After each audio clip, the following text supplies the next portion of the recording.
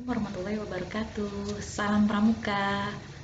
Oke, apa kabar anak-anakku semua? Semoga kalian selalu sehat ya, selalu semangat belajarnya. Semangat, menuntut ilmu itu adalah ibadah, menuntut ilmu itu wajib ya. Allah akan mengangkat derajat orang yang berilmu ya. Ingat, mengangkat derajat orang-orang yang berilmu. Oke, kita belajar bahasa Indonesia dengan KD 3.3. Indikatornya masih tentang wawancara ya, menggunakan daftar pertanyaan. Oke, sebelum melakukan wawancara, apa yang dilakukan yaitu menyusun daftar pertanyaan dahulu ya, dengan kata tanya yang sudah kita bahas kemarin. Apa, di mana, siapa, dan sebagainya ya. Nah, pertanyaan yang diajukan ke narasumber itu biasanya kita singkat dengan narsum ya, narasumber. Nah, pertanyaan yang biasanya diajukan ke narasumber itu biasanya pertanyaan dari yang bersifat umum ke khusus ya. Maksudnya misalnya kita kemarin ada kejadian kebakaran di Kejaksaan Agung ya, belum lama ini ya, kurang lebih 1 bulan yang lalu. Nah, itu misalkan seorang pewawancara mau mewawancari narasumber yang terkait dengan peristiwa tersebut, yang paham dengan kejadian tersebut, yang terlibat dalam peristiwa tersebut. Nah, di awalnya itu pertanyaan umum itu maksudnya seperti ini. Misalkan gedung ini kapan berdiri? Kapan gedung ini mulai berdiri, Pak? Nah, kemudian ada berapa lantai gedung ini. Nah, itu secara umum. Baru nanti ke khususnya masalah kebakarannya, apa penyebab kebakaran ini. Kemudian berapa kerugian yang kira-kira mencapai berapa kira-kira kerugian yang dicapai dalam kasus kebakaran ini. Nah, itu sudah mengarah ke pertanyaan yang khusus, yaitu tentang kebakaran yang terjadi di Kejaksaan Agung. Nah, kemudian gunakan kata tanya yang sesuai ya. Jangan menanyakan kapan, tapi harusnya menggunakan kata tanya kapan, tapi kalian menggunakan kata tanya berapa. Itu tidak sesuai.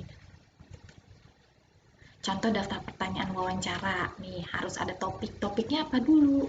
Topiknya di sini ada sebagai contoh budidaya kerang mutiara. Kemudian narasumbernya siapa?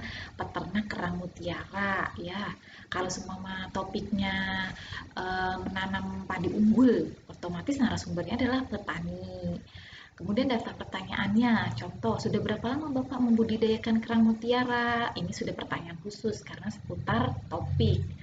Kemudian apa saja yang perlu diperhatikan saat melakukan budidaya kerang mutiara ya. Kemudian bagaimana proses memanen kerang mutiara dan seterusnya. Ada kata berapa, apa, dan bagaimana kata tanyanya yang digunakan.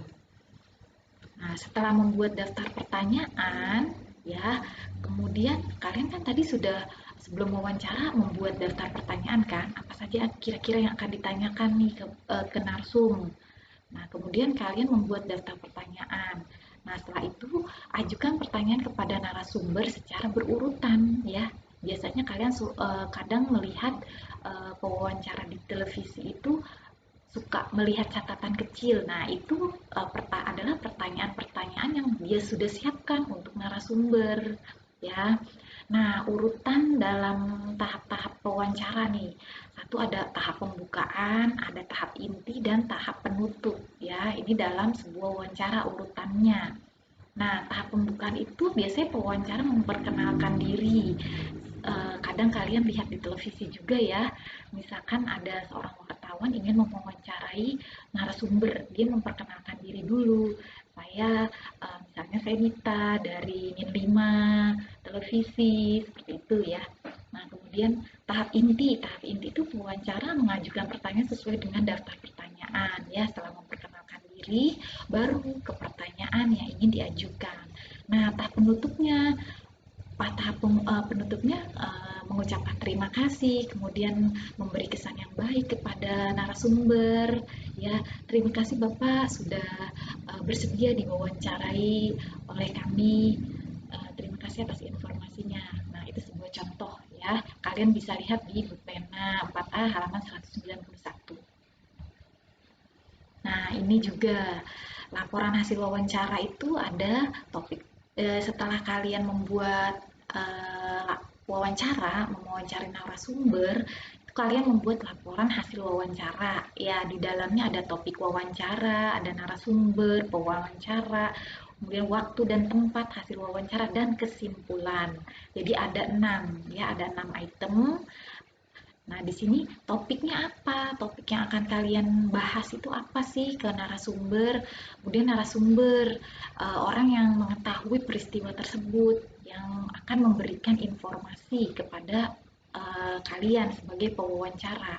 Pewawancara adalah orang yang ingin mengetahui kegiatan yang akan suatu peristiwa yang akan dia ketahui dan waktu dan tempat itu supaya kalian tahu kapan kejadiannya, kapan terus kemudian di mana tempatnya.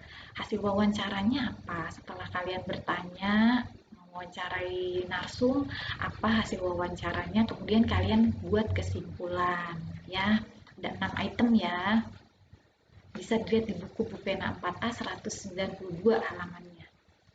Nah, ini juga nih laporan hasil wawancara, latar belakangnya apa, ya. Kemudian tujuannya apa, hasil wawancaranya apa. Nah, ya, ada kesimpulan. Latar belakangnya apa? Siswa mendapat tugas wawancara dengan topik "Ayo Cintai Lingkungan". Tujuannya apa? Hasil wawancaranya ada topik, narasumber, wawancara, waktu dan tempat. Dan hasil wawancaranya apa? Ditulis percakapan antara Beni dan Pak Rudi. Nah, Beni sebagai narasumber pewawancara, Pak Rudi sebagai narasumber. Ada percakapan ya, percakapan antara narsum dan Beni sebagai pewawancara.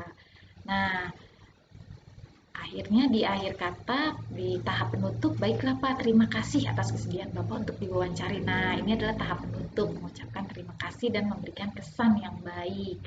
Kesimpulan, jadi kesimpulannya setelah kalian mewawancara Pak Rudi, kesimpulannya apa? Kesimpulan wawancara itu keseluruhan isi wawancara yang telah dilakukan. Nah, kesimpulan itu ditulis, tidak semuanya ditulis. Kesimpulan ditulis dalam bentuk paragraf secara singkat dan jelas. Tidak usah terlalu banyak, tidak usah terlalu bertele-tele. Ya, kesimpulan hanya secara singkat, tapi jelas mencakup seluruh percakapan atau wawancara yang telah kalian lakukan. Nah, langkah menulis kesimpulan, kalian juga bisa nih ada 8 item, ada 8 langkah yang kalian bisa tulis kesimpulan. Kalian bisa lihat di buku kalian juga ya, Bupena 4A, Ibu, karena Ibu ambil dari sumber dari Bupena 4A. Tulis jawaban secara jelas, baca dan pahami kembali jawaban narasumber, lakukan pengelompokan jawaban yang mengandung inti, tentukan ide pokok, kalian sudah belajar ide pokok, tentukan kalimat utama juga, tentukan kalimat penjelas, gunakan kalimat efektif, tidak bertele-tele ya, singkat, efektif, gunakan bahasa yang baku, bahasa yang baik. Misalkan benar, jangan benar gitu ya, bahasa yang baku sesuai kaidah supaya mudah dipahami. Nah, hasil wawancara sebaiknya dipastikan kebenarannya dengan cara meminta tanggapan atau saran dari orang lain. Boleh meminta saran dari teman, ya. Apakah kira-kira hasil wawancara ini sudah baik atau benar ya? Sudah baik atau belum ya? Nah, itu kalian minta tanggapan dari orang lain. Nah, setelah memperoleh pendapat dari orang lain, baru kita perbaiki laporan kita, laporan hasil wawancara. Nah, kemudian setelah selesai diperbaiki, dipresentasikan di depan kelas. Apa sih presentasi? Presentasi penyampaian hasil wawancara secara lisan ya. Biasanya kalau misalkan di kelas kalian suka presentasi. Nah, di situ kalian menyampaikan hasil laporan penelitian secara lisan. Nah, tujuan presentasi apa? Membagi informasi kepada orang lain tentang wawancara yang kita lakukan. Berbagi informasi ya. Kita diberi informasi oleh si pewawancara. Presentasi itu berbagi pengetahuan. Jadi dengan presentasi, oh iya yang